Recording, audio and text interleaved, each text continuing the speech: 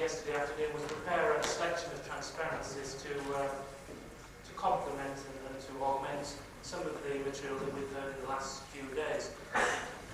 I've also included some additional material which is specifically relevant to the classical study of the friction of organic polymers. I've got more material than I would wish to share with you, and perhaps at this later stage in the lecture I'll give you a choice as to the sort of material that I'll choose to present to you. The way I've chosen to begin is to remind you of Dr. Child's, Professor Child's first transparency.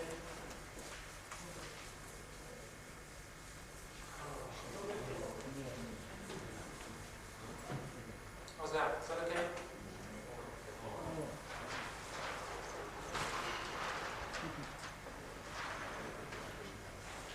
That was not suffice for a moment. You'll recollect that Professor Johnson also adopted a similar theme, that there was a belief that there was attraction as an interface and there was also bulk deformation. And those two processes would interact together to produce a net frictional restraint or a net work done. Professor Charles had two limits. He had a quantity called S, which I shall call tau, which Professor Johnson called Q by E, the interface shear stress. And that produced a component called the ploughing component. Professor Tabor began to introduce it. If the condition was reached where the dispersive slope was zero, we had the adhesion component. Professor Johnson and Professor Charles then went on to develop solutions for plastic flow involving a variety of geometries and interface constraints. Now, I'm not going to do it that way. I'm going to do it the old way.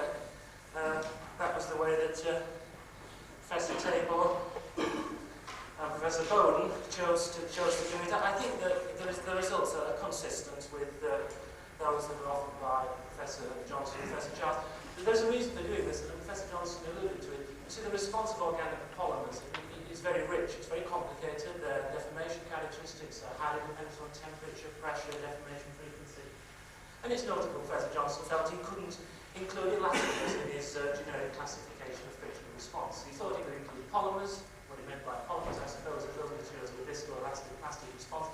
And they're arguably more complicated in their behaviour. I say that now because the way we're going to proceed is, or where I proceed, is to use what was called, and still is called, the two-term non-interactive model of friction. The argument was that energy will be dissipated in two broad regions. And I'm not going to get into the details as to how you define what they are today at all. There will be an interface zone where the energy densities will be high. Now, don't forget that a little later we're going to think about mechanical energy dissipated in primary zones. The interface zone is a thin zone. Eventually, that will be dissipated as heat.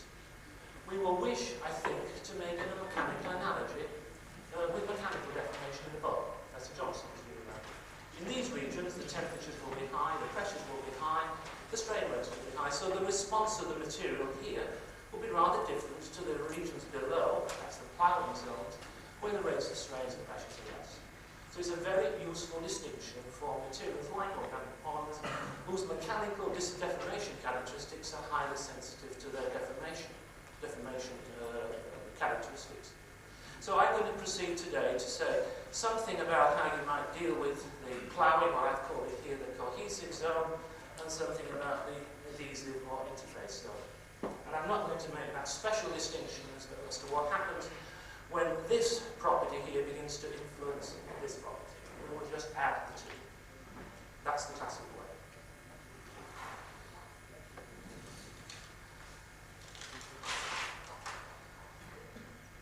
So, as a matter of experiment, what we would choose to do, and this is, I suppose, the gift of the early work, was if you wish to probe subsurface deformation, you would take a rigid indenter, obviously not dissipated, and load it against the polymer. You would find some way, if you could, to reduce the adhesion of the interface traction. Rolling was the classic way of doing it, or you can try and lubricate the interface. Or, as a matter of fact, polymers tend to be self-lubricating, so it's often not a great sin or approximation just to forget the interface traction. If one does that, there are a range of generic responses, and I'm just going to indicate them in the context of what you've already heard before. The plastic behaviour would be entirely analogous to that seen by Professor Johnson and Professor Charles, except that's one here, this is this property here, except that the plastic yield stress of polymers will be functions of pressure, highly sensitive to temperature and strain rate. So it would be a rather difficult thing to give a polymer a yield stress and to produce that property on Y, for example. There are also the classic regions where no damage would have been done at all. That would be typical of rolling and elastomer. There you would have subsurface deformations and it would be viscoelastic losses. Professor Taylor alluded to that at the beginning of the week. So we would have nominally plastic or viscoelastic losses, and of course there would be in between something we might call viscoelastic plastic losses. It's perfectly reasonable to suppose that you would get into a variety of gross deformation modes of the sort spoken about by Professor Charles. You would do cutting, ploughing, and what have you, and they would be rather different in the way that they dissipated energy. That would be a consequence of plastic flow. Of course, if the material wouldn't flow in a plastic sense, like PMMA or in elastomer, when you exceeded a certain strain, you would tear it or break it in a very similar way to that was described by Brian Moore. Now, what I would hope to do briefly, and it will be briefly, and I know you'll forgive me for it, is to show you that this is indeed the case for elastomeric and polymeric systems.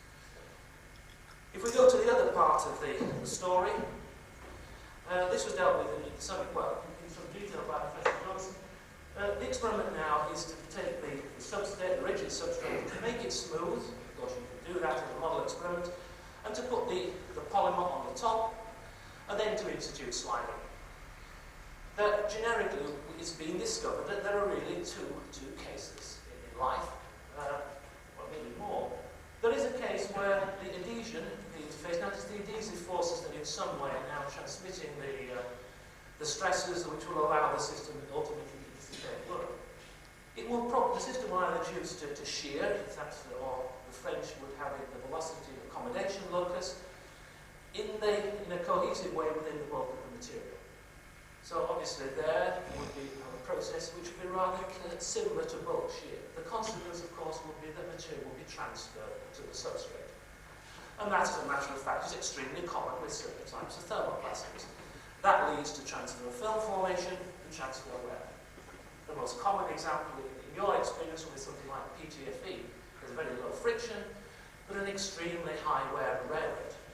The strange thing is it wears very slowly, probably a few molecular layers at a time, but it does it in a very prodigious way, and transfer wear is a serious technical problem. I think conceptually one can see what's happening there is a process of dissipation not unlike bulk shear.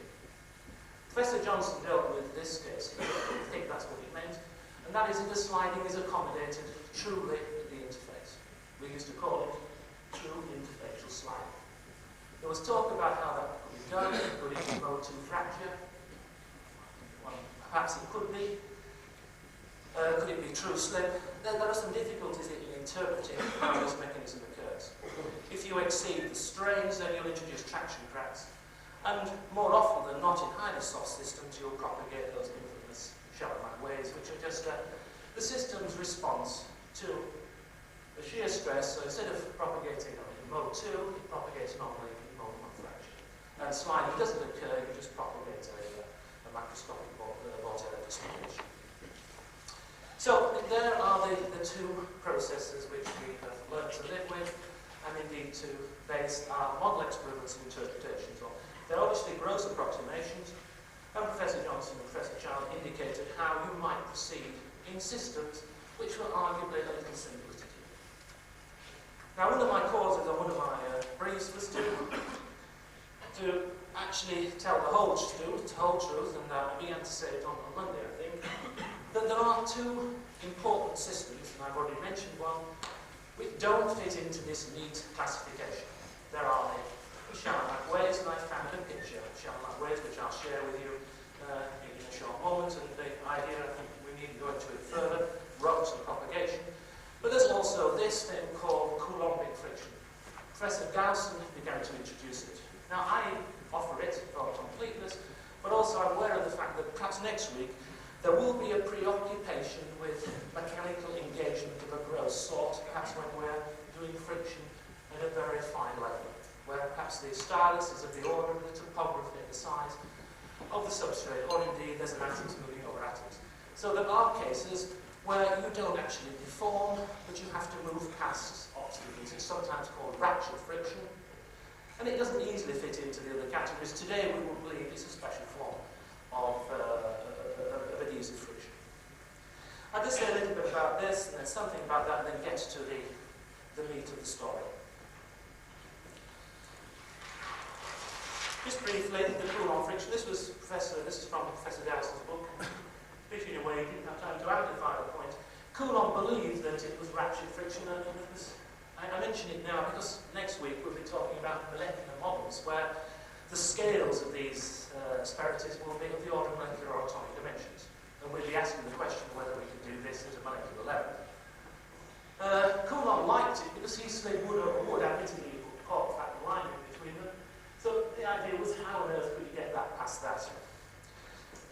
As a matter of practice, you don't see it very often, actually, but I've just got an example to offer to you because I think it's amusing. I know that Dr. Adams will say more, so I can only just briefly introduce it. Virgin blue tie, that's human hair. It's not from virgins, it just means it has to be bleached. Blue, that was a joke. A little later, I'll tell you about it.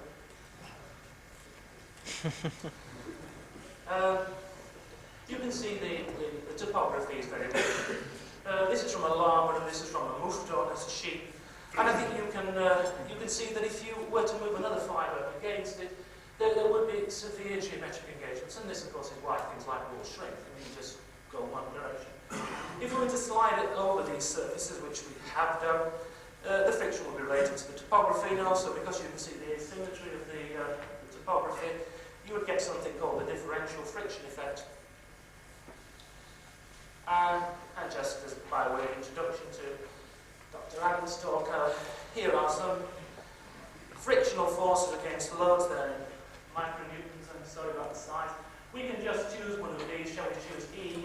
E is from a guanaco. I think that's a large goat. And this one here, it's the carbon fibers we see across the surface. In one direction, that's against the cuticle, the friction is high, in the other direction as well. There are models for it.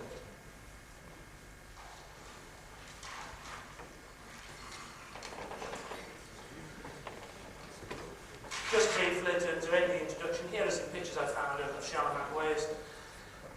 Now what you're seeing here is, you will imagine that you're sitting beneath a glass plate and you're looking upwards, and you have your rubber sphere on the surface, the rubber is fixed and the glass is sliding in this direction. Where there is light regions, there's no contact, this is a negative, and you can see that there's formation of the rock and it has a peculiar symmetry and it propagates through the interface. I've shown the basic relationships here, wave frequency, contact area, frictional force, velocity, that's the work done, area of contact, that would be the time and velocity dependence adhesive energy. So that's the work done per unit time. You can compute it with respect to that minus that. And the interface shear stress would be given by a property of this sort. Now that's it's an adhesive experiment, of course it's now sliding. An interesting feature of these systems, if you slide faster, of course this property would increase, you do more work. But nature's clever, it produces a bigger perspective, so the interface shear stress is rather constant for an elastic as independent. So, that was the introductory material. What I'd now like to do briefly is to offer you some examples, but only briefly, and I can offer an apology now, about this type of bulk response. Just try and put it in the context of what Dr. Charles and Professor Johnson has said earlier. Now, like them, because we came from the same sort of schools, we use cones. And I've shown here schematically the sorts of responses we would expect. And indeed, see, the denser is moving in this direction, and you're only seeing the side view. Here you've got the aerial or view from above. The plastic example is shown here. There's no material behind. We have a permanent plastic roof. That would occur in things like PTFE or low-density polyethylene under very high loads. if we had relatively low strains, we would have viscoelastic grooving, dissipation beneath, but there'll be recovery here. And then there will be, in a polymer system, a combination of both, some viscoelastic response and some plastic deformation. Now, let me just show you some examples of that.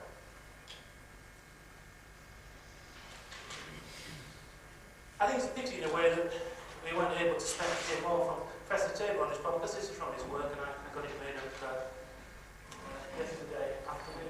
He began the story, and I'm not going to repeat it, but I mentioned earlier, in order to emphasise those bulk deformation terms, you can duplicate it.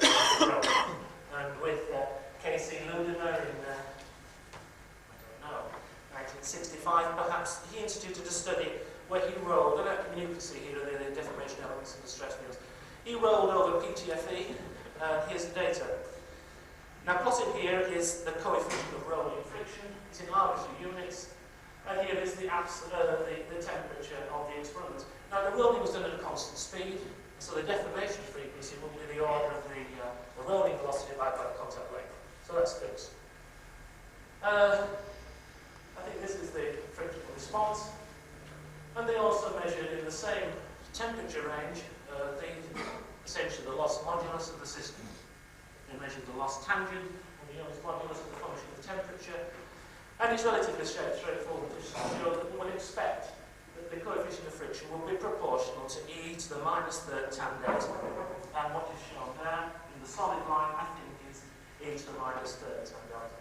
So all this says is that it is relatively accurate and sensible to model subsurface deformation on the basis of bulk viscoelastic response. I chose this example because there's more richness in the spectrum of the friction coefficient. And you can see here that there would be a mechanism here for negative branching and rolling instability. But there is one people were asking about how you can get stick slip. Well, here is an example as to how it might happen. The classical example, however, is not that one. It's the rolling rubber problem. And in a way, I hope that Daniel Mogis, if he'd been here, would have dealt with this problem. I'll just talk about it briefly. Here's the coefficient of friction of a rubber.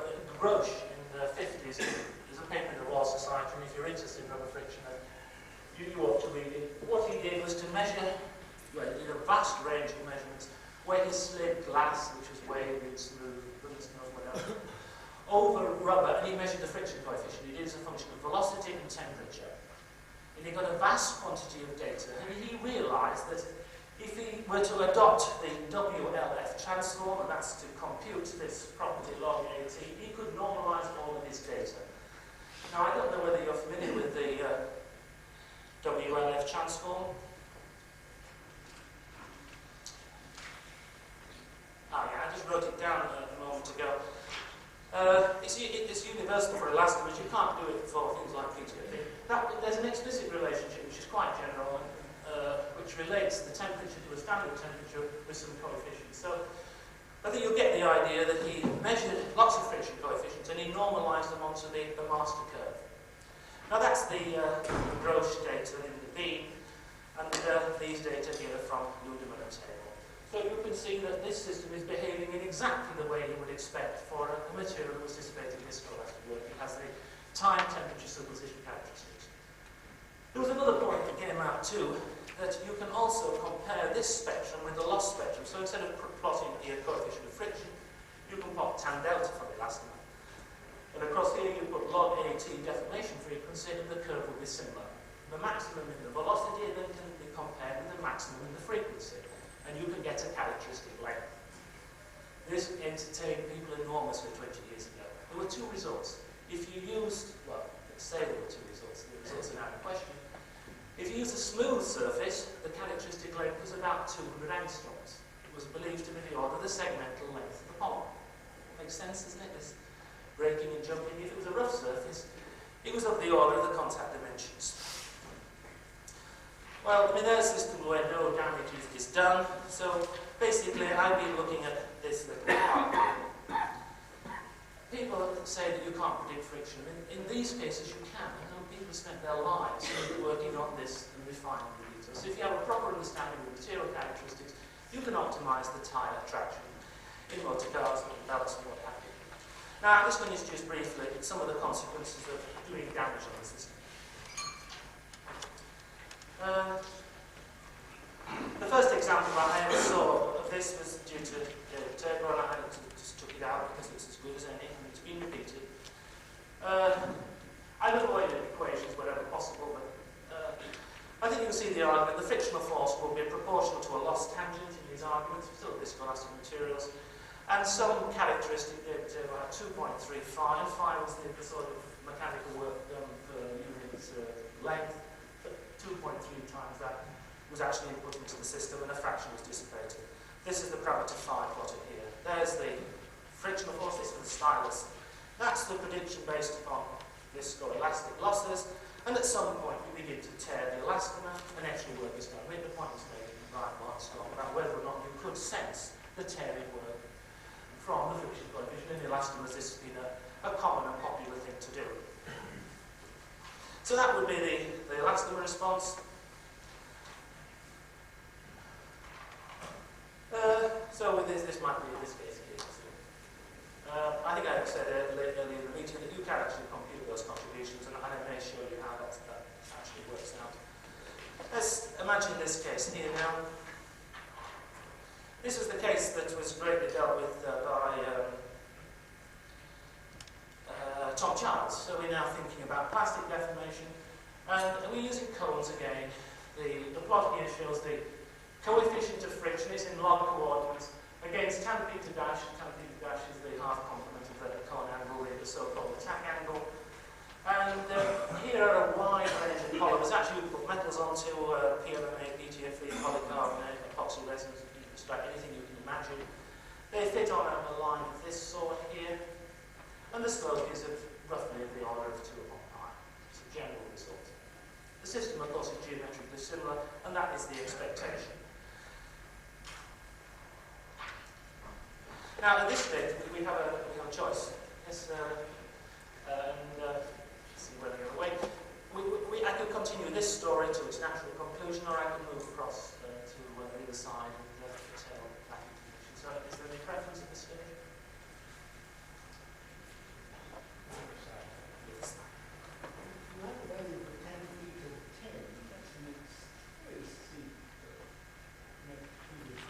Yeah, do that 10 years.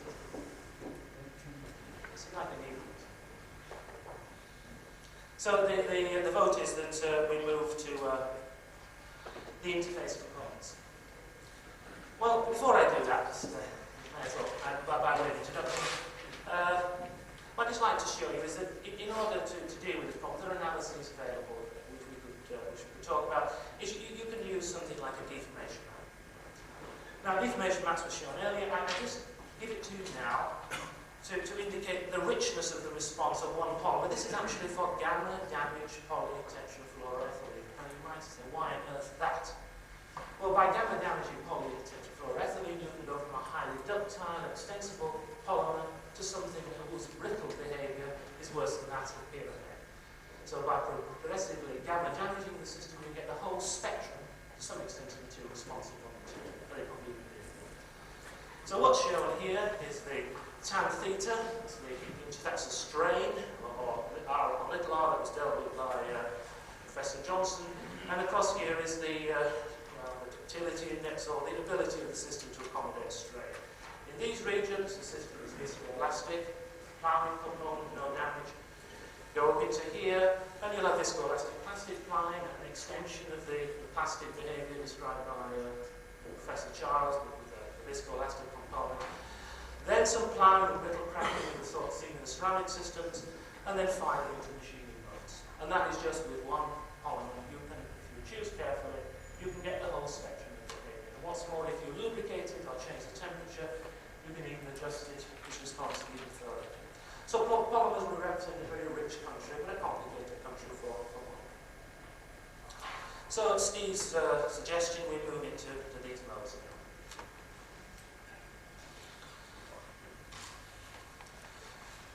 Well, by way of introduction, let's talk about the commonality. You see, when we dealt with the loss of the pointer,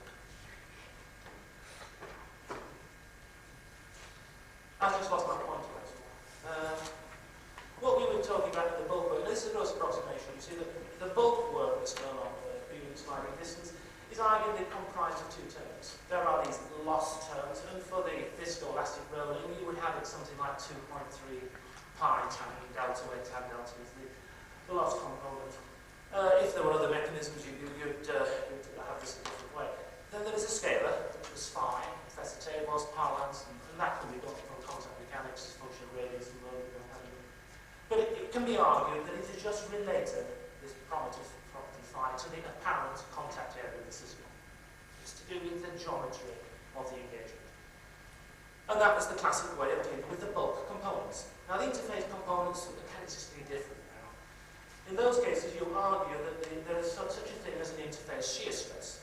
Now, Professor Johnson called it QI, Professor Child, S, and I shall call it tau, and anybody else has got it there. Term, we can add it later.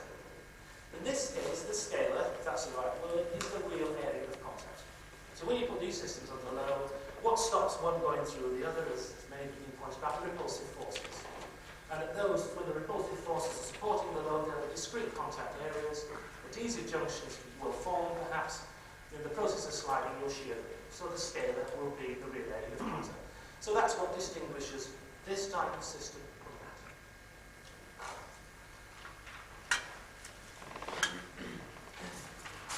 Well, I go back to the beginning of the story again. The experiments will be done by smooth, clean substrates, and the polymer will be loaded on the top. I've already made the distinction between interfaced shear or pure sliding and interface zone shear. As a matter of experiment, and also generality, there is an interesting extension of this. You see, the argument goes like this: the primary mechanical energy dissipation zone is in that interface. Often we don't know quite how the process goes on, but this is where the mechanical work is dissipated. The heat will radiate isotropically out elsewhere, of course.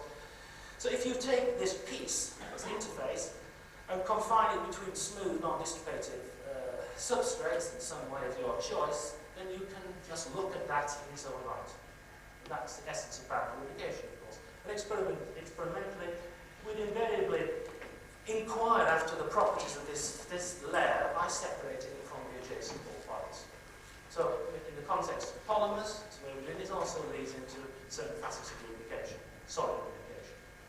I'll make a point now, in case I forget it later, that you can use the same sort of argument for fluids that I'm going to proceed with later, that under high contact stresses, a fluid lubricant, Professor Dowson will undoubtedly talk about this, you can transform a mobile liquid from into a glass, certainly to something that would be like candle wax or Turkish delight.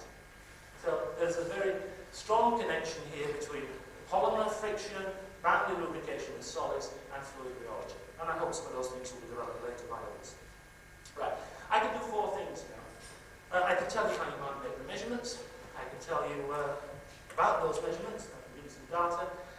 I can offer you means of interpreting these sort of things, and I can offer you examples. I'll probably, depending on your humour, choose to do 2 or 3 of those, but not the whole 4. Unless you've got a particular choice here. Now, this is no transparency, but this serves. You see, there are a variety of ways that you can institute this philosophy of separating the adjacent dissipated component. But most normally, you deposit the polymer, or the lubricant, or whatever you wish, as a thin film, and you deform it in a model contact. Often it's glass, but it can be mica. I'll show you that later. And you use the Hertz equation with a lot of assumptions to compute the real area of contact. And it's not my intention now to go into what those approximations are. You can talk about it later if you wish. We'll apply a load and slide, and then we'll develop this quantity here called the interface shear stress tau, or QI, or S, whatever. And it's just the force divided by the real area of contact. And we've assumed here that we've actually measured it or computed it. It turns out, as a matter of experiment, and this is something that Professor Charles alluded to, that this quantity tau is a complex function of the environment. It's certainly a very strong function of the contact pressure, or the mean contact pressure, the load divided by the real area of contact. It can be a very strong function of temperature, strain rate, contact time, and other things. Normally it's something you have to measure.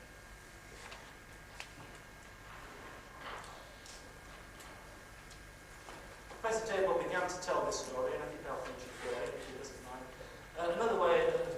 is to use microsubstrates, which Israelachvili will doubtless talk about the details of how this can be done later. But here's an orthogonal cylinder contact, so you can see here you have an opportunity to measure the thickness during sliding using Videography, using that we've spoken about. You can also measure the contact area directly. The bag is making smooth one.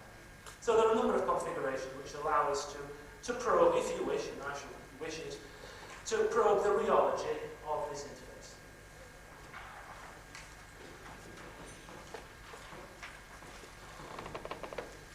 I will talk about pressure, temperature, and sliding velocity.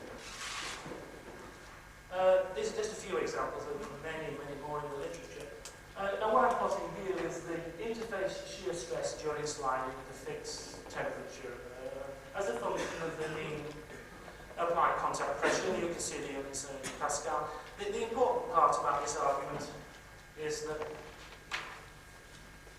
and the point was made by Professor Charles, is that this property here would follow tau equals, well, to a good approximation, alpha p. And we've had this story about alpha and port fat. These are good approximations. They were done by Briscoe in other contexts as well. So this will be a common pressure response. Not only for polymers, but for stearate layers, a wide range, and also for lubricating oils. That point was made by Professor Charles. So I won't say more about that. That was done with glass contacts. This was done with mica, shear stress, contact pressure, and you can see a similar relationship between shear stress and contact pressure. I brought this with you because I noticed Professor Taylor was waving it about on Monday, and I didn't get an opportunity to share it with you. It also says something else. There's been a lot of fuss and talk about stick slip, and here is an example of a stick slip. At relatively low contact pressures, the sliding is smooth. At high contact pressures, discontinuous motion occurs.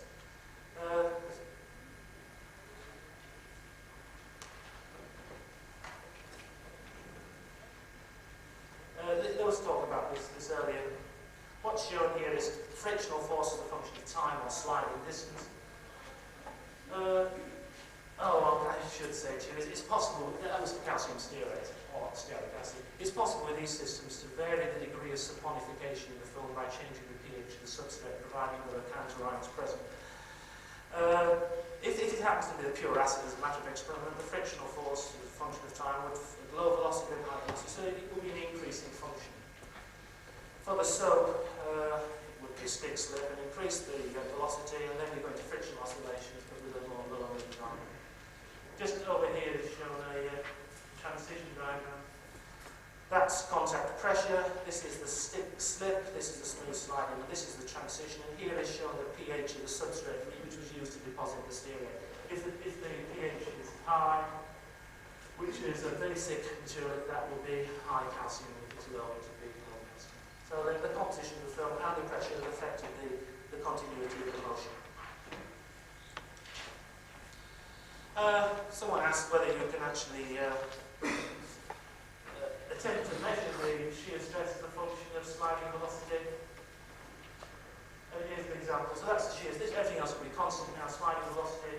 Here, that's data I put it on here for the pure acid. So it's an increasing function. That will be a stable behavior.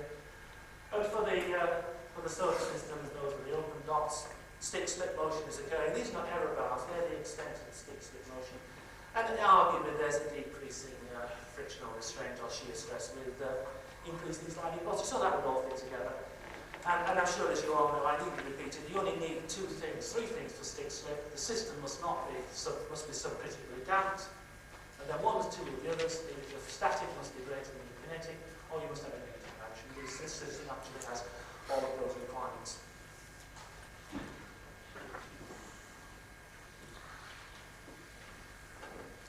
Let me just proceed to finally tie up the story. Would one expect the shear stress to increase with pressure? What if you read Briscoe and you knew a little bit about polymer rheology? Yes, that is what you would expect. What would you expect about sliding velocity? There's a difficulty here, you see.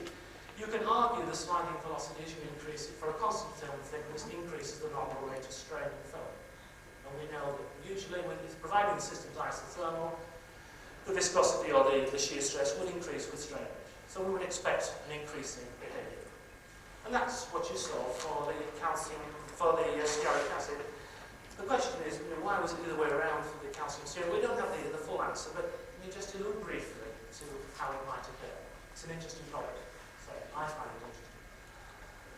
Log of interface shear stress is a function of computed interface shear strain rate. So all I did here was to take the sliding velocity divided by the front thickness. Many systems, and I've shown two here, BTFE, high-density polyethylene, PMMA at 200, have the classic increase that goes with the logarithm of the interface strain rate. That's what you'd expect. PMMA at 30 degrees goes the wrong way, and so did the calcium serum. Why? Well, I can only indicate to you why we think that happens. But first of all, let me show you an experiment. Well, that's an experiment. It's a pictorial view of an experiment that was once carried out. Look at figure 10. Now imagine that you have a friction machine and you are sliding your indenture over the surface and you measure the frictional force. Now what we'll do is we'll apply a sinusoidal fluctuation to the applied load, and that's what's shown above. So I have changed, or Andrew Smith changed, the frictional, the normal load in this way. And at the same time he measured the response of the friction, and that's shown below. As he began to increase the frequency, the signal began to die. So what does all this mean? Well, as you increase the load, you increase the pressure increases the shear stress. But the polymer, it does need time to relax, to change its volume, so that it can actually have the true equilibrium, if you wish, shear stress. If you do it too quickly, the poor thing doesn't have time to undergo the molecular rearrangements and feel the benefit of the increased pressure. So you may apply a pressure, but what the system feels is a fictive pressure, which is less than. This used to be, and I think it is still called, retardation in compression. Now you can see what happens. That means if you slide at high speed, you increase the contact frequency. So that will reduce the effective pressure, but you're increasing the effective rate of strain. So depending upon which wins, you'll get either a negative or a positive behaviour in the sliding velocity. But actually, in truth, what would usually affect matters will be the friction heating. Go very quickly, the surface gets hot, and I'll show you in a moment, that will naturally reduce the interface shear stress. I'm not going to show you any data on that particular problem. I was going to ask you if you were happy with that explanation of retardation and compression, but I think you don't have to be. Temperature now.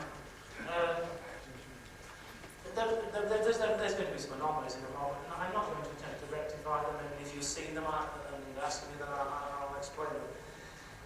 This is Micah, this is David Yates' work, constant pressure, constant sliding velocity, and he changed the temperature to stearic acid, or so. And as you might expect for the thermally activated process, and we'll come to that in a while, as you increase the temperature, shear stress goes down. Where I alluded to that earlier, of course, if you increase the sliding velocity, sometimes it'll heat the interface and you get the same effect. That's a linear behaviour, it's not very rich. Organic polymers in their interface rheology show a much greater spectrum of behaviour.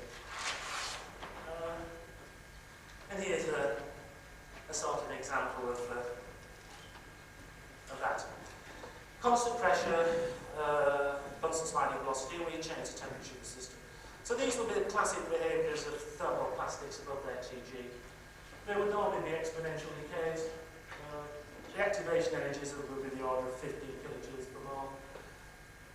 These are classic polymers below their TG, so let's look at PMMA here. PMMA is a TG of about 120, so below their TG, it's relatively invariant. Above the TG goes down. So this thing's the TG. But this has some important implications, because later we're going to ask the question, what on earth is going on in the interface stone? What you can see here is the polymer to some extent as a thin film, and it'll be about 100 to about 500 angstroms in thickness at this stage, and don't ask me how I to put it out, that doesn't matter. You're seeing something you would expect from the bulk response. If I was to change the pressure, what I would do is, of course, I'd increase this branch, but I'd also displace its glass transition temperature to a higher value, because I'd increase the pressure. The basic hydrostatic stress in there is roughly equal to the normal contact stress. If I was to change the sliding velocity, increase it, then the TG would also increase. the behaviour of this TG here in the thin film is not dissimilar to that seen above. I missed you. Is there a bulk component there or not? I'm sorry? Is there a bulk, knowing properties of the rheology of the bulk polymer, is there something in what you're showing here? Yeah, I'm going to try and deal with that point briefly. I thought we just dealt with it. Pardon? I just do not understand it. You have a 500 Aston thick polymer. Yes. Is the response of the system to your oscillation in load, is it bulk control or is it the region near the surface? The substrates are made of a non-dissipating material, glass, shall we say. Yes. So the response that you're seeing is entirely a function of that thin layer of polymer. Yes. And that thin layer of polymer has both an interface and an inside. Now, I'll try and do that problem later. We do not know where within that thin layer the work is done. Okay, thank you. That is a difficult question. Well, that's enough.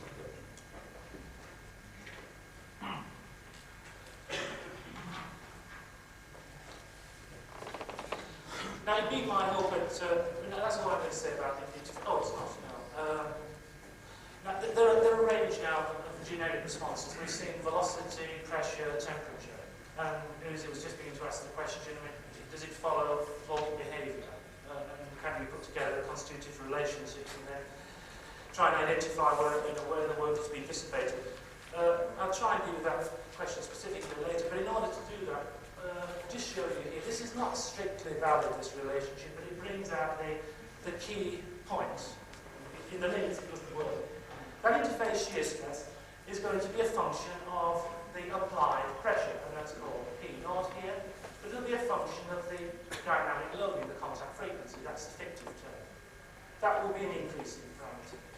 If you increase the intrinsic strain rate, by experiment, that will also increase the shear stress. If you change the temperature, invariably decrease it.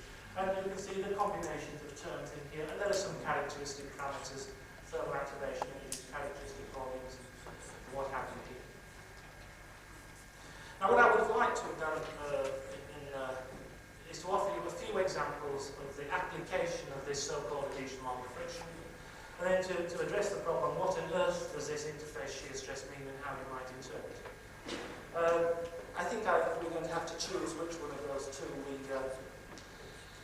deal with. Have you any preference, Steve? You can have examples of the application of the adhesion model of friction, or you can have an interpretation of interface shear stress. That's a pity because I prefer the other one.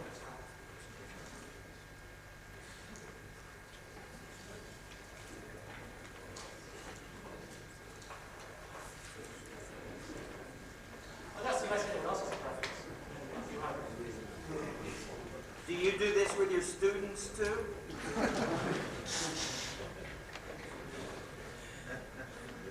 Yeah. So this was actually the lecture I was going to give you, so where the slide, you see the slides will now approve. So the general methods of interpreting this interface rheology. Professor Johnson had it as a term in what he called the contamination factor. It seems to me, having looked at this particular problem, there are three ways that you can attempt to deal with it. So what you've actually done is to do a friction measurement, if you wish, and if you see transfer, then the supposition is that you might be dissipating energy within bulk shear in some zone away from the interface. I think we'd be happy with that. There was a great concern about the application of mode 2 fracture mechanics to sliding interfaces. Now, we're all very happy about that. So the question is, how can you now interpret the data that you have from the friction measurements in order to make some decisions of what's going on? It's going to be like a wild goose chase. We're not going to have all the information. And currently our research tries to introduce other tools than just looking at the friction response. But classically, this is the leap in the three ways. Now, I don't want people to get cross about the word Irwin. I'm going to do it. And we can argue if you're an Irwin man, you'll be on my side. First of all, there would be the continuum armament. Yes? The question is, are there any features in the response of this system, like the K2 sees, if you would measure many bulk measurements or in shear measurements, to suggest that the interface is just doing what you would expect from a bulk material, but in a confined way. Now, there's a problem here. Well, two, you can't do the mode 2 fraction mechanics, it's difficult. And also, if you think it's plastic flow, you would have to institute rates of strain of the order of 10 to the 6 or 10 to the 8. You'd have to have these fluctuating stresses, the hydrostatic stresses might be of the order of 10 to the 10 pascals. It would be probably virtually impossible for anyone to realistically construct an experiment on a large piece of material which mimicked the rheology dissipation characteristics of this interface. So you can't do it. But what you can do is you can attempt to guess. And I didn't bring any material, but there are precedents. You can't use the Bridgman data because people already suspect that Bridgman was doing a friction experiment. What you can do is take data from people like Ian Ward and Rabinovich, and they have measured over many years the shear yield behaviour as a function of hydrostatic stress in large pressure vessels. And they will come up with data which shows the shear stress, torsion for example, increases with the hydrostatic stress. And then usually what one finds is the pressure coefficients of the shear stress are similar to those which are deduced in thin film rheology. I've already alluded to the TG behaviours and things of that sort. So with some extrapolation, you can conclude that in many cases the organic layer may be treated as a bulk layer with special reorganisation properties in special environments. And then you can say, well, as the people who deal with bulk rheology and polymers can't sort it out, why should we? That would be fair. I've always stayed with the iron, and Jacob Israelachvili knows we'll talk about the molecular approach next week.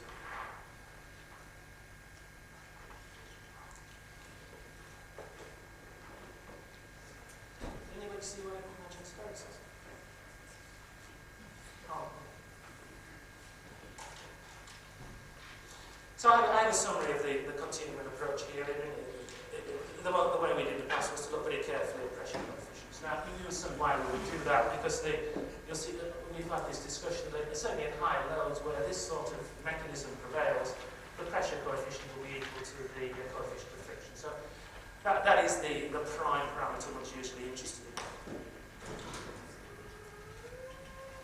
So the ironing interpretation. I'm going to forget this part here. So we believe there's a shear plane.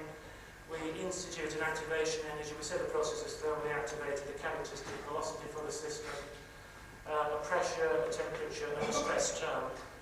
I'll come back to this slide in a moment. I think Professor Tabor would have described this probably more elegantly than I would. This is the argument, if you haven't seen it before. Energy. Now what we're thinking about is moving one end. So we're now trying to develop a model for the accommodation of macroscopic strain by microscopic strain in the interface. And the belief is that we can move a unit capacity curve. And just like chemical reactions or iron did for viscosity of plastic flow, we believe that the oscillator is moving around. Then we apply a stress gradient, and an activation energy delta E is required to move them through. It says reactions coordinate here. It will be the microstrain coordinate. So somewhere or other, the species will get past the other in some space. So it's a thermally activated process, and we've already seen that that's the case. If you increase the pressure, the conventional thing to do would be to put the pressure term with an omega, and that would be called the pressure activation volume. I'll say what I think that means in a moment. Well, I'll say what it means now. The idea is we're moving one entity past the other. That's a thermally activated process. The shear gradient will facilitate the flow, and hence the shear. If you increase the pressure, then there will have to be an additional volume relaxation defined by omega, which requires you to dilate the system, so you're doing PV work. The shear work comes in as a stress times a stress activation.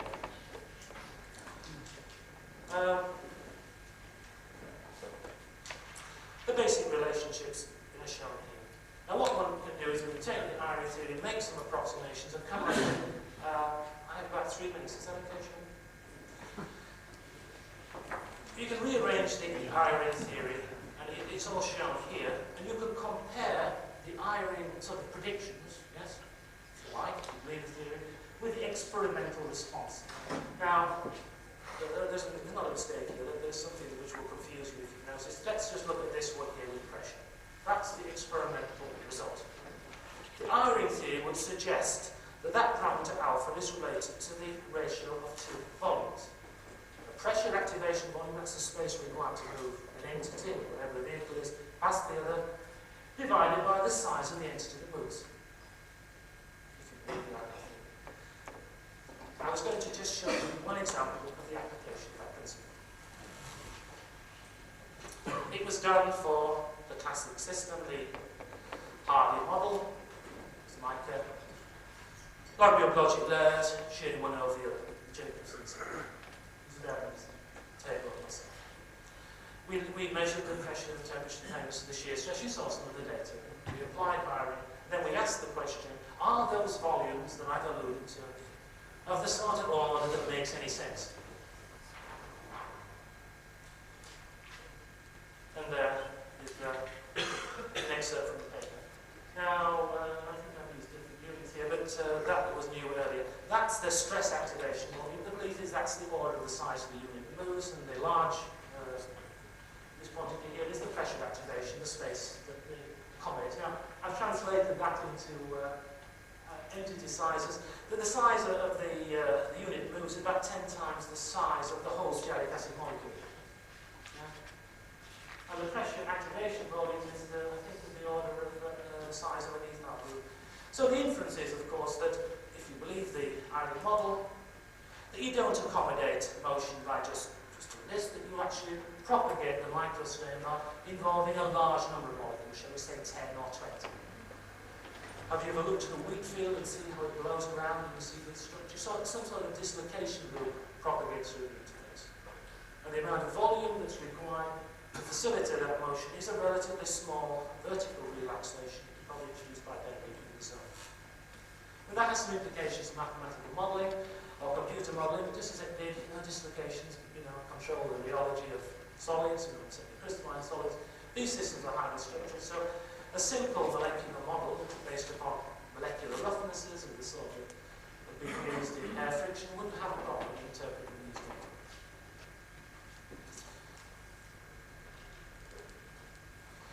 By way of I have three more expressions. I just allude to the molecular models. Euler is this the beauty. I wasn't sure. This is Professor Dowson would, I'm sure, would like to have more time to do with this. This is the Euler or Bernoulli's name. See, the molecular models, people like Cameron, do no more than Bernoulli here. And actually, I don't know if you realise that there are two sizes or volumes in the Irwin model. See, there's a, in fact, you can argue that the ratio of the two volumes is a slope, actually. So there's a relationship. They just move balls past each other, and I think I remember that this is, doesn't it give 0.3 for the coefficient of friction? I think so. The idea is just moving balls in each other. So I would argue that scale down, that might be the first molecular model. Hardy, he didn't really have a model. He just believed that you could define the shear path. Cameron, who we talked about yesterday, he had a model. Was it a model? I can't quite remember, but he tried to define the space topography of the ether group and the accommodation of the equation. He had no dislocations, and he did actually effectively use the table argument. You just do the work by doing this. Just going along, one even separation. And Jacob has got a cobblestone model, which reminds me of that. Well, I have another piece of information just to deal with some of the I'll just mention it briefly. Yeah, it's here. We've had these beautiful architectures for films, and I've talked about some of the problems. And what often happens in organic systems, polymers, is the process of shear grossly restructures the body. And this comes to this problem about the third body, that really what has been generated at the interface, and this isn't just like wear or degradation, that would be a bigger problem, but the property has evolved because of thermal heating and induced strains. I'm done. So, where have we been? I promise I can one minute. So, okay, get used to it.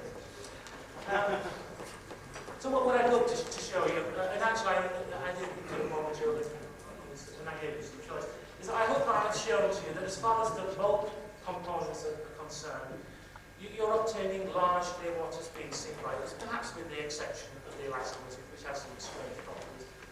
You will see the Brian Lawn cracking or the Tom Charles Johnson machine. The viscoelastic rolling is a special problem, and the plastic flows. In the interface modes, the contamination terms, as Professor Johnson would have it, there is still a problem as to how you deal with the locus and movements and interpret the sense of that SQI or term. Obviously, opportunities for cracking, I didn't describe that. I didn't talk about the consequences of transfer film formation, but I talked about the showing that way. I want to end on the showing that way because, you see, there's been that suggestion, certainly from the Irwin work, that really the molecular models must accommodate a dislocation. And of course, here is an example, a beautiful example, amongst one of the first, where you actually could explain relative movement in the context of well-established science and adhesion technology. Thank you. I'm sorry, Chairman, to embarrass you by prevailing.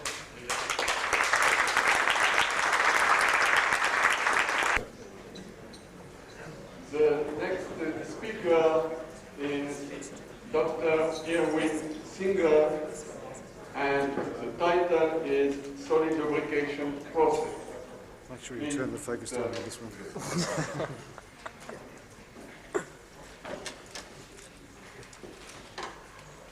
Thank you very much, Professor George. Is this coming over at this point? Okay.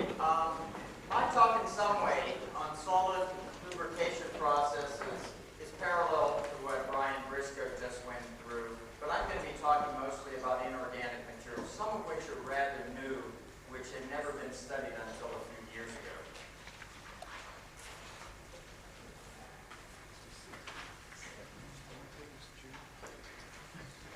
What I'd like to do is go over some low friction materials. This is a tutorial. Brief those of you who have not been in tribology. There's a wide variety of materials which can provide solid lubrication. I'll then go into mechanisms of low friction, to some extent a little more detail than Brian did, but allude to some of the same points. And if Jim Greenwood would like to bring up the issue again, to say that when we measure the friction coefficient, to some extent we really are talking about the shear strength of the interface for these particular low friction films. But I'll have to talk about what I mean by the interface, and to some extent that's already been covered. I'll just comment briefly on it.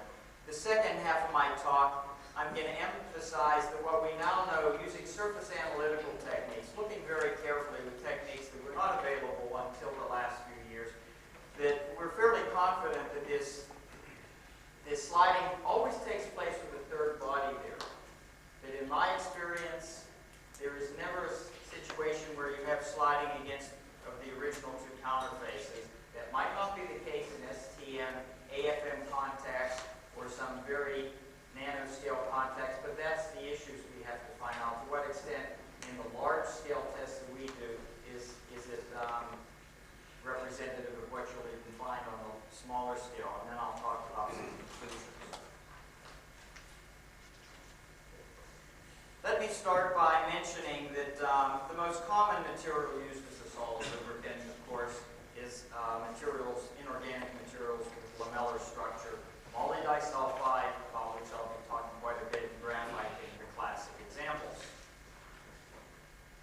And it's been known and discussed in the scientific literature since Bragg's work in 1928 that one can expect a good solid lubrication if you use a material like graphite, where the covalent bonds that hold the carbon atoms together in a plane give you a great deal of strength. But because there's a van der Waals gap between the planes, there's a weak bond between the planes which allows shearing. That's also true for molybdisulfide. Molybdisulfide is a little more complicated, but it too is a lamellar structure. The planes consisting of two sulfur layers separated by molybdenum with a van der Waals gap in between. However, it's not sufficient to have a lamellar structure. As we know, materials like mica can give high friction, nor is it a necessary condition to have if you want solid lubrication. We see here that there are a wide number of materials, wide variety of materials that can be used as solid lubricants. I'll mention in particular, we've heard about polymers, fats, and soaps, so I won't discuss them at all. Soft metals, which were some of the earliest materials explored by Bowden and Tabor. Of course, the glasses, so we don't even need crystallinity. And what I will also be talking about quite a bit is some work on possibly one of the best solid lubricant materials coming on board, and that is the diamond-like carbons, often referred to as I-carbon because they're made with ion beams or amorphous carbons, especially those containing hydrogen. And I'm not going to spend much time on that. I have a reprint if anyone would like it on a review of these materials. Let me just say that there's more to it than the material itself. There's a lot of surface effects involved in solid lubrication. I simply want to point out some interesting work of Miyoshi and Buckley some time ago, which demonstrated this. If you slide silicon carbide against itself in vacuum, you get very high friction at most of the temperatures accessible without heating. However, as you heat, you find that the friction coefficient drops precipitously as you go about 500–600 degrees centigrade. What they had the capability of doing was looking at what was happening to the surface of this single crystal silicon carbide. And what I have plotted here is a ratio from the XPS analysis of the graphitic type carbon to the carbidic type, reminiscent or characteristic of the silicon carbide. What you see is, in fact, that at the low temperatures, you're virtually completely carbidic. There's almost no graphitic. But as the temperature was raised, the surface became more graphitic-like. There was a bond breaking, and simply by changing that carbon from carbidic to graphitic, he was able to achieve lower friction.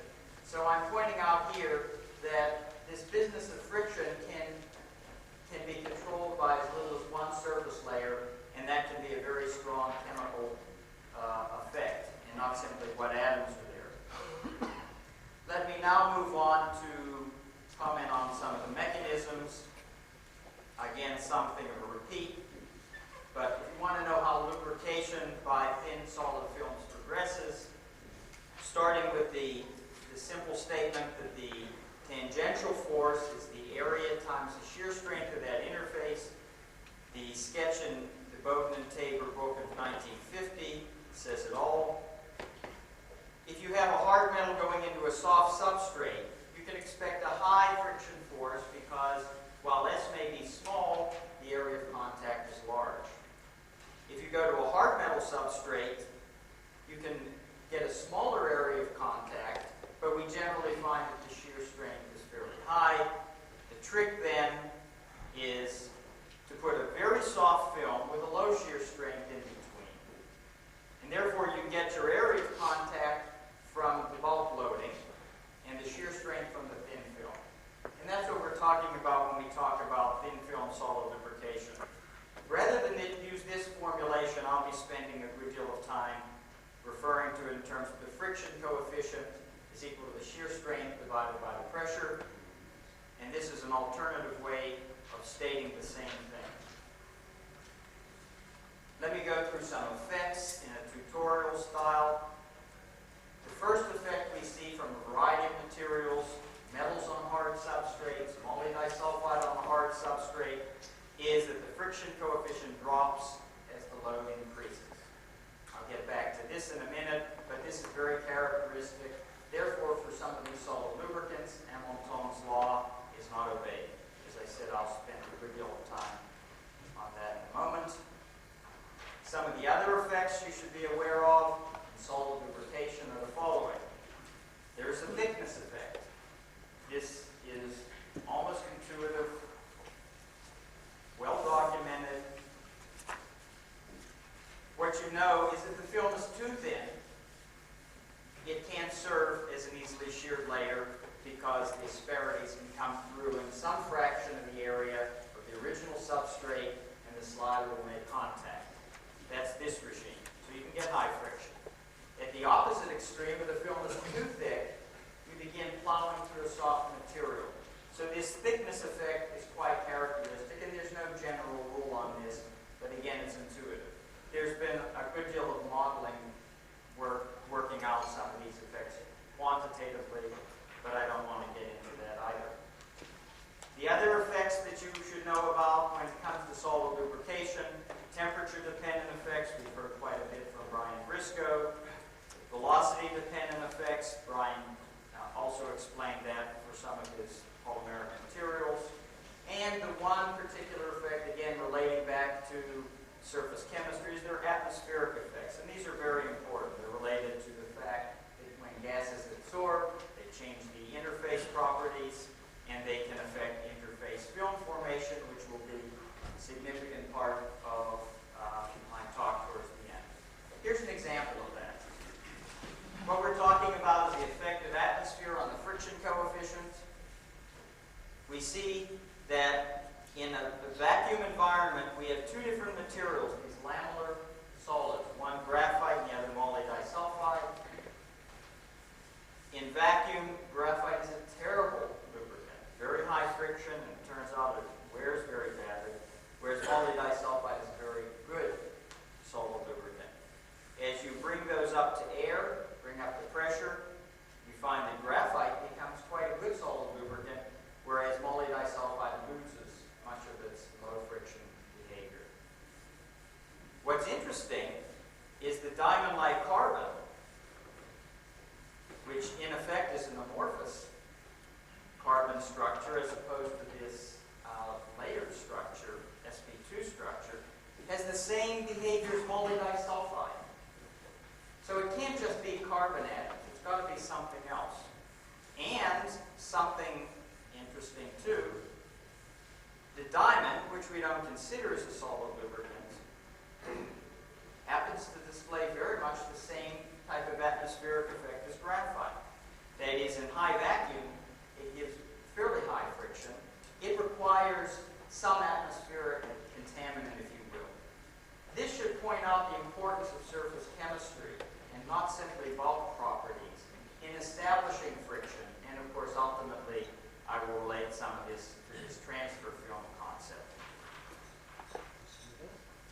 Now let me go on to what I alluded to about load dependence. I'm going through this very quickly because we've had it in several lectures.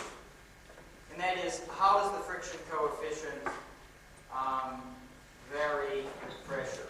What I'm going to do from here on is point out that a friction coefficient can be thought of as two terms.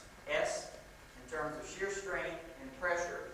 If we can understand this pressure dependence, then friction ultimately reduces to understanding shear strength, and that will be the last half of the talk. I don't have to go through this. It's already been treated by many people. The shear strength to a first approximation can be thought of as a constant plus this alpha times the pressure term, alpha being the pressure dependent. We wind up with a coefficient of friction that looks like this, S0 over P plus alpha.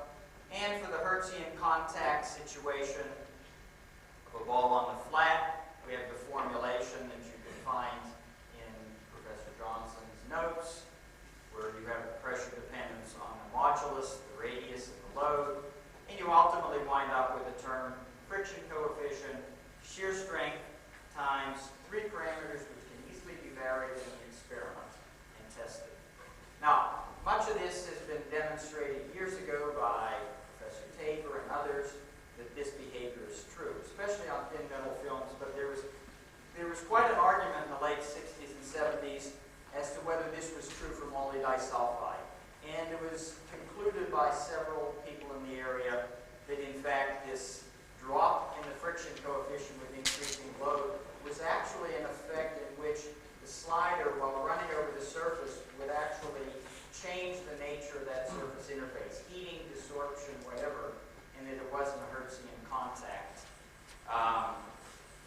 explainable by Hertzian contacts. And I don't want to get into detail, I can talk about it later, but at the state I came into this area about 3 years ago to develop advanced solid lubricating films, there wasn't much credence put to this, although people were saying, yes, we should consider I found something in the literature from Roberts, who had begun to develop sputtered molybdisulfide films. And I'll mention that until about 10 years ago, most of the work on molybdisulfide was done with powders which were either rubbed onto a surface or cooked with some material like starch and put down as a film that way. Robert's data is not unique, but it did show what we were talking about. He presented the same film run to steady state under 5 different loads. I took those data, put it on a spreadsheet, asked it to do a linear regression analysis, and bingo. The friction coefficient comes out right on the nose, minus, going as low to the minus 0.33 Pollock. That led our group to investigate once more through the literature what type of load dependence people got, and we went through the literature. We found that many of the data sets in the literature obey that for the ball and flat configuration. We found lots of data using cylinder and flat configuration, and there, as you'll find on Johnson's notes, equation 18, that you expect a dependence of load to the minus 1/2. And sure enough, for the 2 largest data sets we found, that of Salomon and DeHay and Gansheimer, we got that kind of dependence. All these were done for steel against steel with powdered molybdisulfide.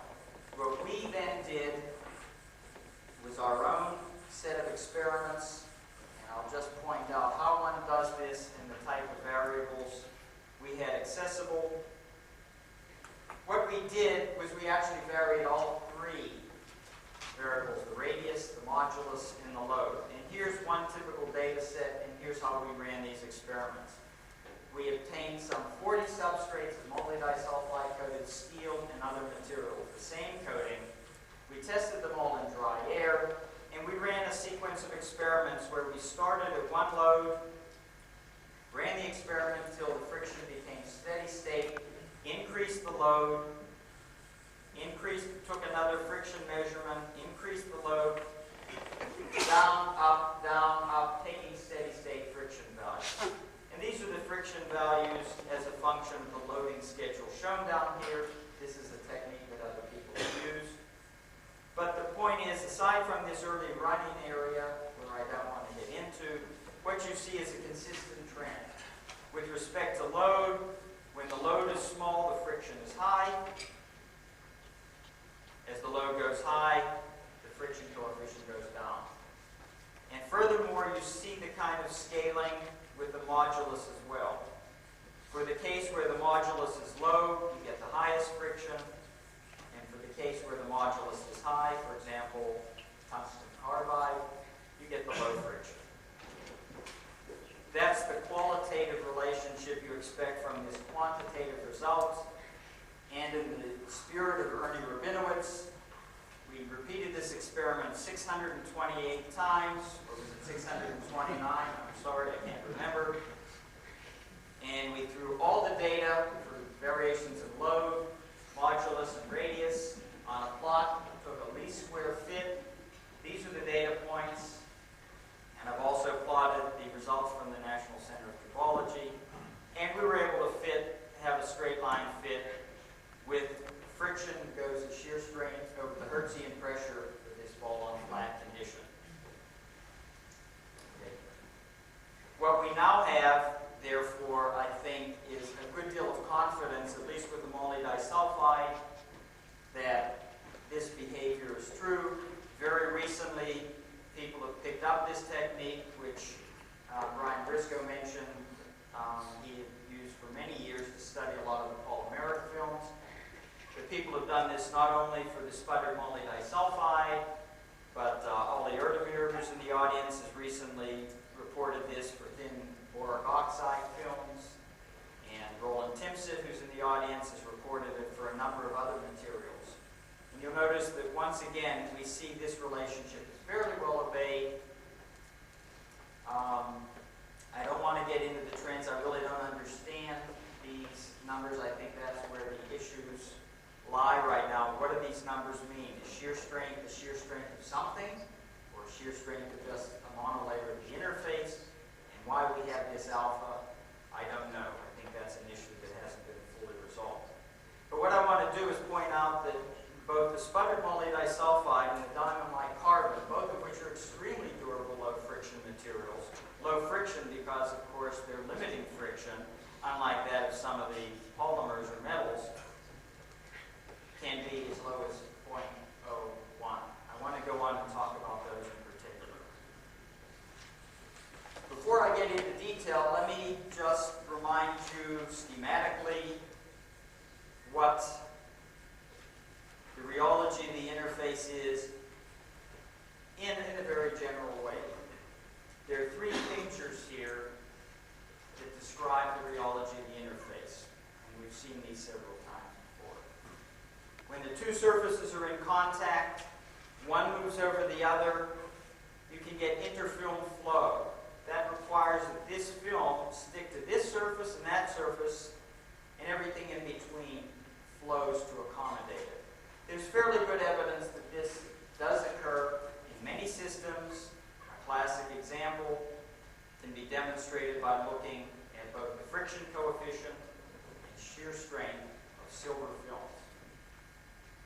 The fact that the friction coefficient is a function of temperature drops like this, and the shear strength of the film drops, really suggests that what is shearing there is the film itself. And of course, as its shear strength falls, the friction coefficient of the interface falls. That's a fairly straightforward type of rheological consideration, and therefore you say the shear strength is that of the material itself. What are the substrates of this silver? I don't know what they are. They could be steel. That's very common.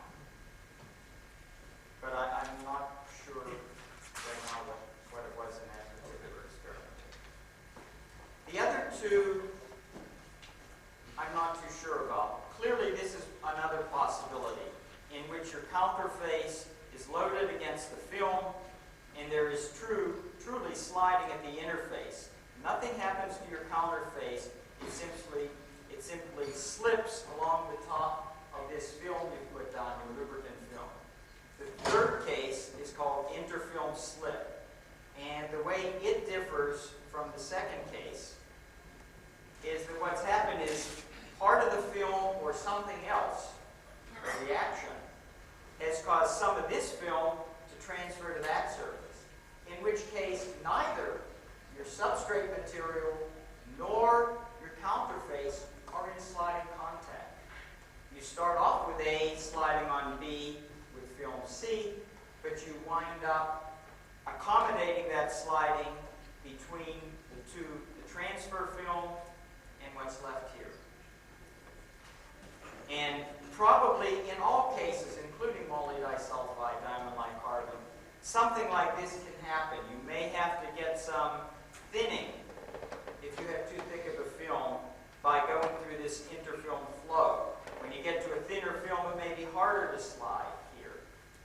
And at some point, I suggest for most materials, and again, this is up to experimentalists determine, I suggest there's probably some kind of a transfer film form, unless you're in vacuum. Even there, you might get a transfer film. That's an issue to be determined in the future. And there's several talks that have been addressed at Professor George's in particular a little later. What is the interface rheology and what's left? What I want to get into is a more materials area having to do with interfacial film formation. What actually goes on here? It's the kind of investigations that are now possible using modern surface analytical techniques requiring some interpretation for tribology. I want to first discuss diamond-like carbon materials, then moly disulfide. And in this discussion, what I want to do is hone in on what I think is a very important part of this sliding process, which has to do with forming a transfer film. And I'm going to give you evidence that a transfer film forms, and then talk about a model that I think enables you to predict what that transfer film is and some of the ramifications there. After all, if you can predict what the transfer film is, and you happen to be able to create a transfer film that is lubricating as opposed to one which may be abrasive, you're able to design films as solid lubricants. Not necessarily because they themselves are solid lubricants, but the final state is a solid lubricant. Let me start with a result that came out in Applied Physics Letters last year by a Japanese group. Miyake was the main author. For years, Miyake has shown that with specific diamond-like carbon films, he has been able to achieve steady-state friction coefficients at or below 0.01. By the way, I warn you, it is not easy to measure 0.01. Just as the digression, which many people are aware of, if you are measuring the friction coefficient and your arm is off by 1 degree from the normal, that 1 degree adds a contribution, as we saw in these wedge analyses. 1 degree adds a contribution of 0.016, roughly, to the actual friction coefficient. So measuring low friction coefficients has some very difficult experimental, one has to be careful when measuring such low friction coefficients in standard apparatuses. But I trust their measurements because we've seen this in other places. The important point here is they wanted to know what it is about this combination of a steel slider against a diamond-like carbon-coated steel substrate that gives 0.01. So they ran the experiments in vacuum until it reached steady state, stopped the experiment, and then used infrared microscopy to analyze several areas of this contact. They analyzed the outside of the track, the inside of the track, the debris they found at the end of the track. This was a reciprocating sliding test. And finally, they turned the slider over and looked at the area of contact where a transfer film could be seen. And what they discovered is the original material, the track, and the debris were virtually the same. They were this diamond-like carbon material with all the characteristic peaks, which are unimportant at this point. However, the transfer film was very different in structure from the diamond-like carbon.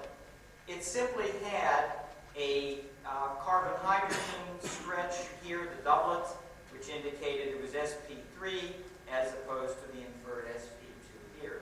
There were some other bonds here that they analyzed as well. They also had the ability to ask whether this was an oriented carbon-hydrogen bonded film. Again, the film is different. That's the first one.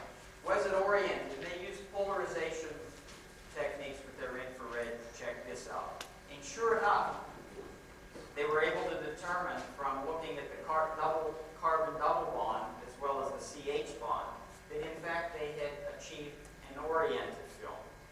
So that what we have here is, from what I found in literature, the first definitive evidence that during this sliding contact, one achieves a unique film in the rubbing of diamond-like carbon against steel. That is, we're not really rubbing steel against diamond-like carbon. We're rubbing steel against a unique film which formed. Without going into detail, one might think of this as the same type of material one gets when you have stearic acid. That is, if you can adhere an aliphatic type hydrocarbon to the surface, and it's obviously quite thin. You've got yourself a transfer film that may be something like stearic acid. 30 minutes. Well, more recently, we've learned quite a bit from Kluwer Fisher and his group about diamond-like carbon films and other transfer films. Instead of in vacuum,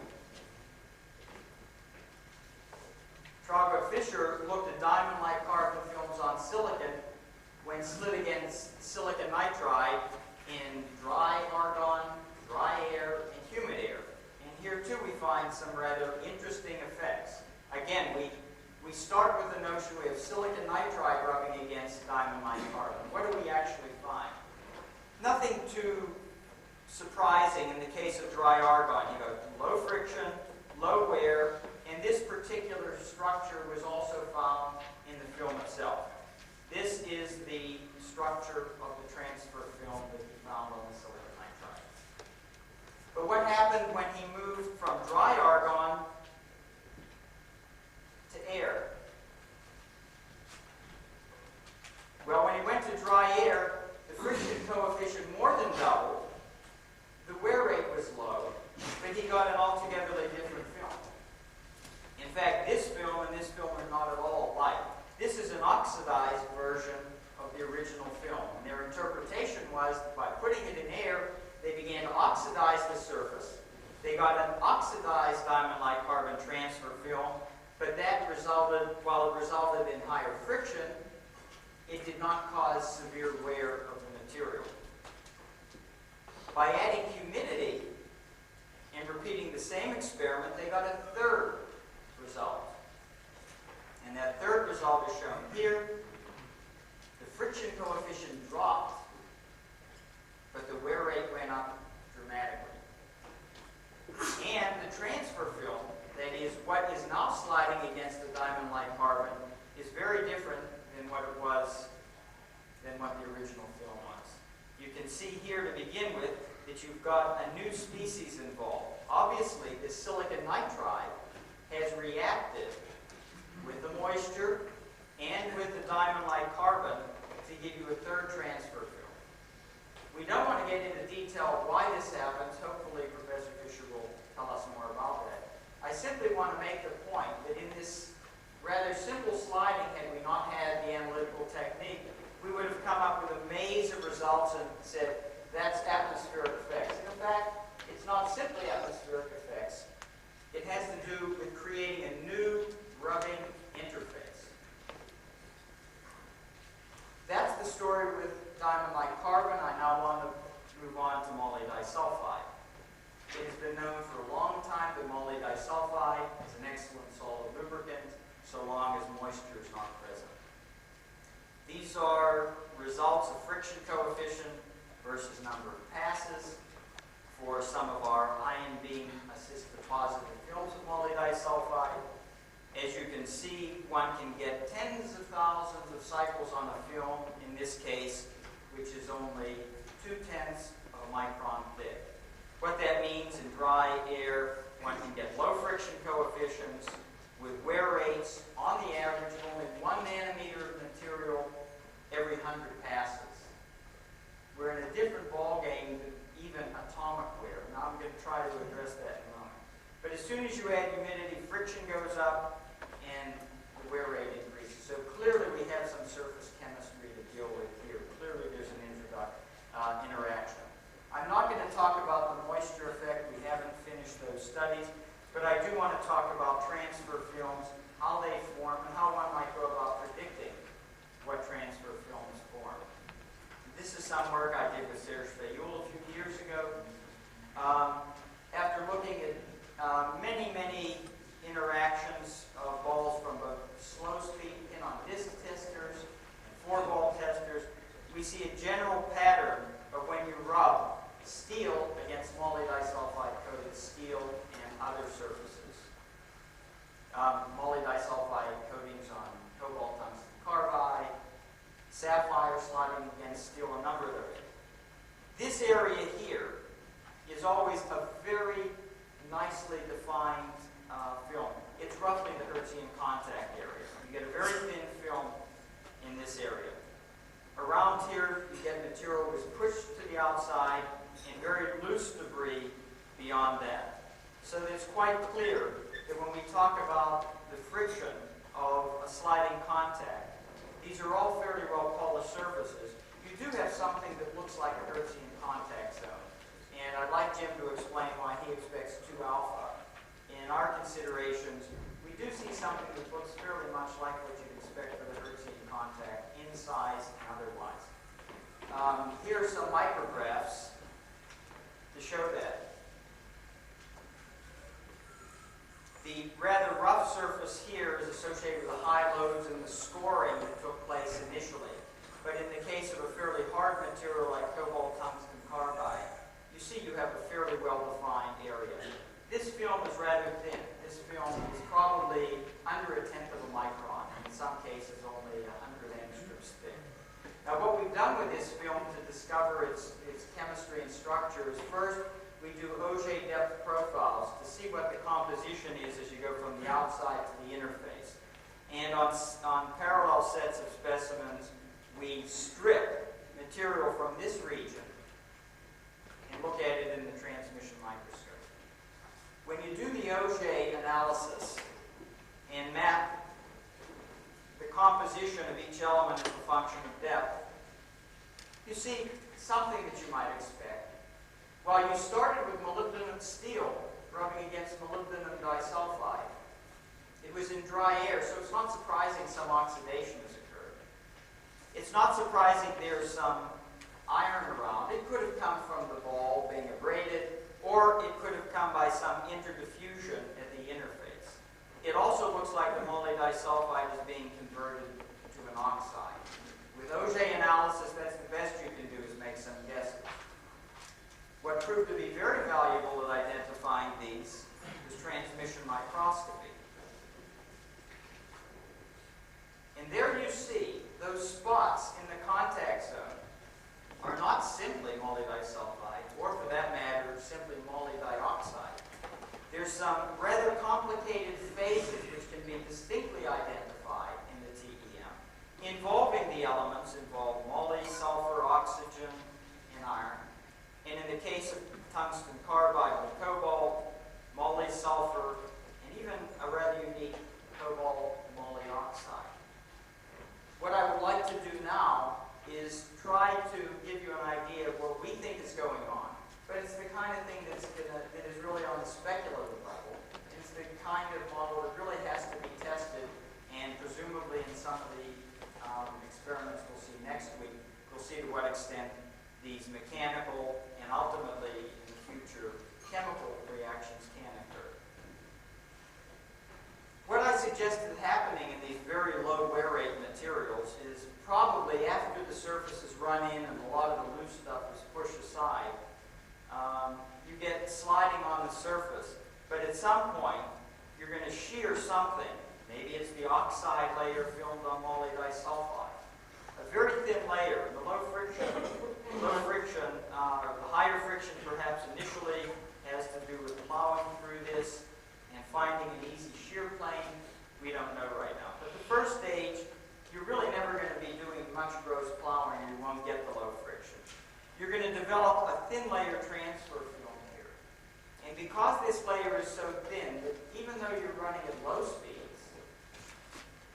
you're going to be able to get chemical reactions taking place between your rider, the material that's gone there, and the oxygen.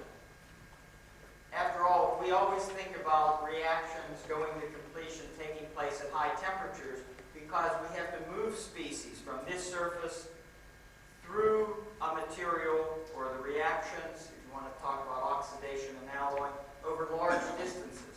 But if you're here shearing 2 or 3 monolayers at the most, you can get these diffusion lanes occurring in a matter of seconds, even at room temperature. So I'm claiming that even at room temperature, one can get a shearing and then a full reaction taking place with this transfer film. Ultimately, of course, you continue to collect transfer film, debris forms. We don't want to go into that right now. What I want to focus on is to try to give you a rationalization for why those phases we saw in the moly disulfide form. Again, keep in mind that this low friction sliding, which we talk about initially as steel against moly disulfide, is always these phases rubbing against the rubbed moly disulfide surface. How do these phases form? We have 4 elements we have to deal with. Moly disulfide, the compound moly disulfide, 2 elements, a 3rd element being iron. This is a bit of a step-by-step tutorial. The way we do that is we combine all this information on a phase diagram, in this case a ternary phase diagram. For those of you who are not familiar with the phase diagram, one simply puts the elements on the corner of a triangle, plots the compositions along the 3 axes. For example, MOS2 is 2/3 of the way between moly and sulfur and the other compounds here. And the way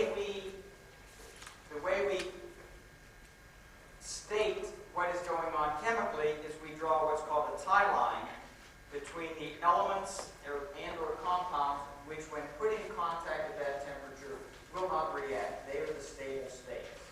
So if you put iron in contact with moly disulfide, nothing should happen thermodynamically.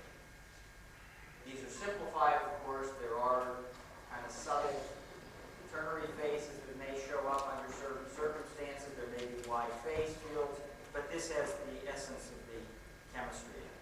On the other hand, if you took sulfur and put it in contact with iron, this intermetallic of iron and moly, you will immediately reduce this to iron and moly disulfide, and if there's enough sulfur, you will begin to form all of these phases. That is, putting a reaction line says that you will reduce this. That's how to read ternary diagrams. Now this is iron with moly disulfide. We're talking about what happens in the presence of oxygen. To do that, one has to take this diagram and then build oxygen-containing diagrams on top of that. One way to do that is to start with iron sulfur moly here, and then build out iron moly oxygen on this corner, moly sulfur oxygen here, and please don't worry about the details, iron sulfur oxygen here, etc. So you've got all your information on one map, and these tie lines were obtained in most of these cases by calculations, verified by the limited amount of experimental literature. This is the experimental diagram. To better visualize this, you would like to turn this into a four-dimensional pyramid. And the way you would do that was you'd want to fold this up. In other words, what you really want to do to see what's going on is take this diagram, bring all the oxygens up to the top,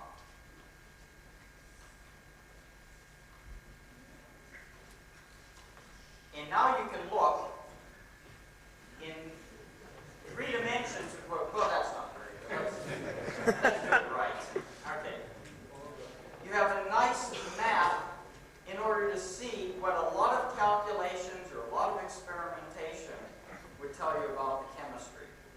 And the bottom line is that what you're talking about when you're dealing with something like moly disulfide, sliding on iron, in air, 4 elements, is the reaction of oxygen with any of the products that would fall along iron combined with moly disulfide.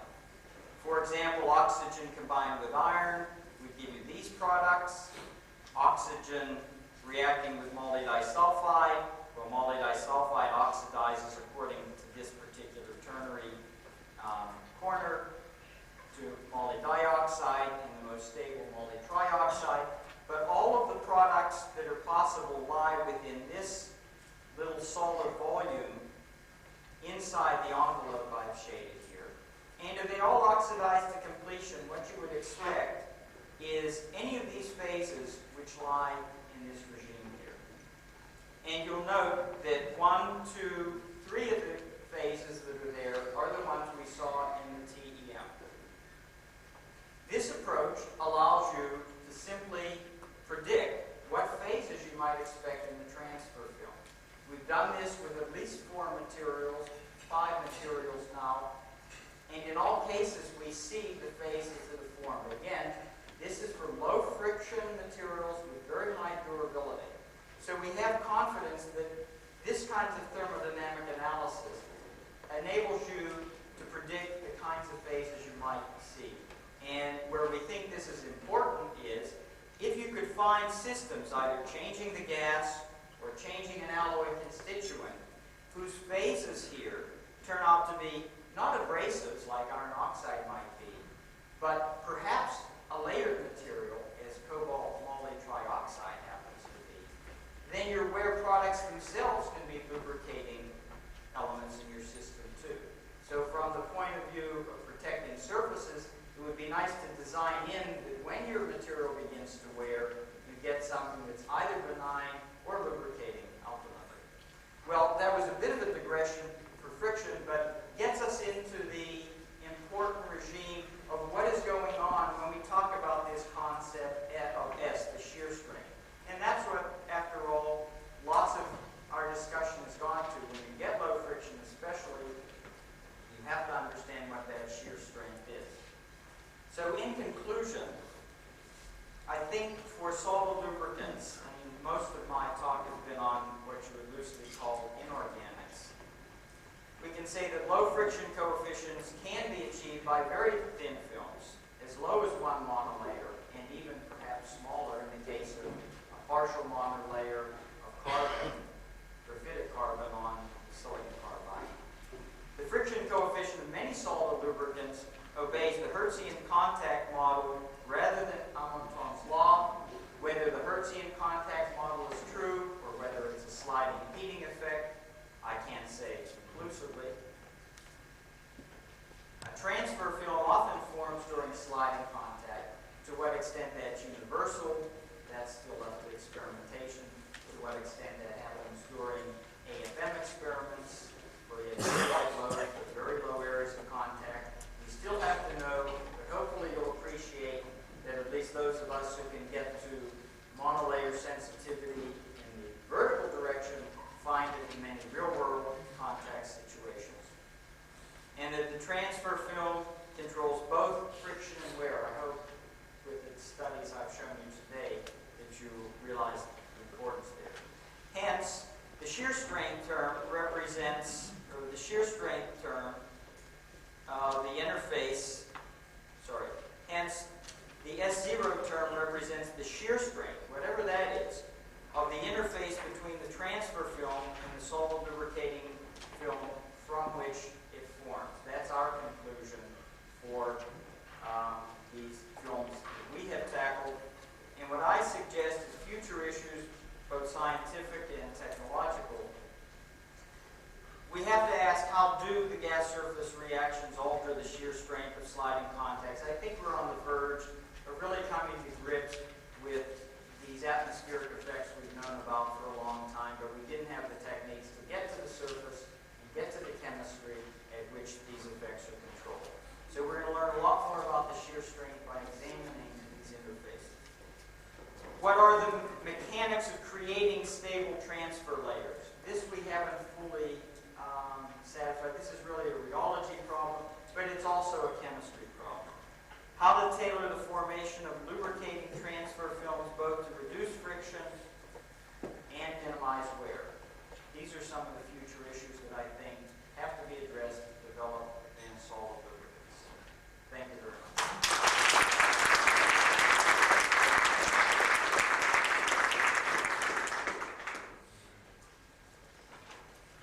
Thank you very much for this excellent presentation. And I think we can ask 2 or 3 questions, no more, because we have a problem to change this apparatus before the talk of Irwin. But what I suggest is, after the talk of Professor Fischer, we can ask again some questions to Irwin. Okay, only 2 or 3 questions. I ask for the people, young people. What is the youngest? Are you young? Okay. No, the youngest people who is, okay, please. Paul Thomas from the college. You talked about laminar flow in your graphitic materials and in the molybdenum sulfide. I'd just like to ask what sort of molecular processes would go on in that laminar flow, neglecting chemical effects of oxidation and chemical instability of the systems. Well, first of all, I've never seen lamellar flow. Other people have. Hopefully, Ollie Erdemeyer has that beautiful example of his lamellar flow in boric acid. I have never seen it. I'm sure that even in the thin films we look at under a micron, the multidisulfide, for example, are actually plates of material. And during the initial running, you actually get plates flowing over one another.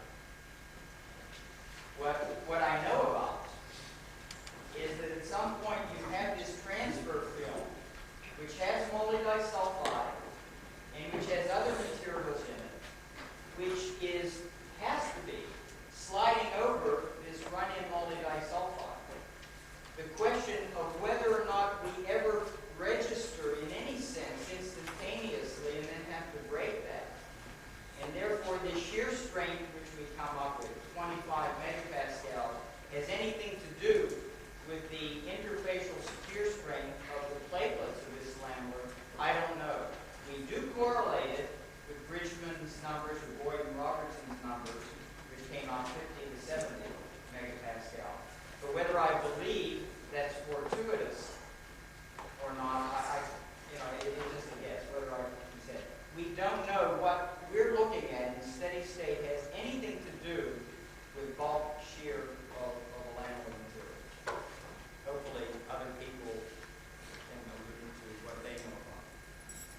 very interested in the compound formation that you observed with the TEM. How specific are the lattice images to allow you to actually measure those compounds, or is it a diffraction method you're using with the TEM? First of all, that's John Yates from the University of Pittsburgh, for the record. The TEM images reveal that we have platelets, for example, of molybdisulfide, which are roughly 10 to 20 nanometers in size, no lattice imaging. It does reveal that they're all oriented parallel to the direction of sliding. We can even get lattice constants. But all the identification was done by diffraction pattern analysis. Yes, just a short question. I worry how these thin films behave under high loads of the order of 20 or 30 Newton, or maybe higher, at which wear mechanisms are involved with high loads, and the differences between wear mechanisms on high loads and low loads.